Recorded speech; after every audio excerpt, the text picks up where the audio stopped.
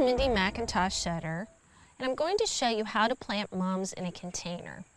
Now the first part of this process is you need to prepare the container that you want to use, and that preparation consists of cleaning and sterilizing your pot. Now once you have your container thoroughly washed and sterilized and the inside is completely dry, the next step of the process is to lay down a layer of drainage material. Now you can use pot shards, but I like to use coffee filters.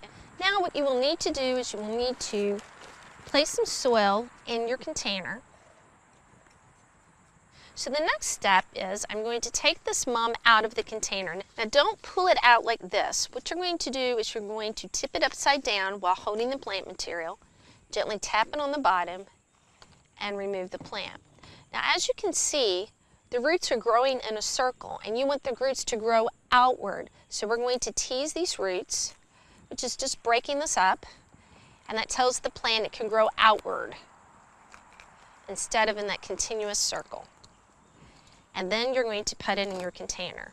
Once I have the entire container filled with soil, I'm going to gently tap on the table. And that will help settle the soil, and then you can add additional soil as you need. Once you have your mum transplanted into its new home, you will need to water in the soil. Now watering in adds moisture to the soil, but it also forces out any air bubbles that may have been created when you were putting the soil in the container.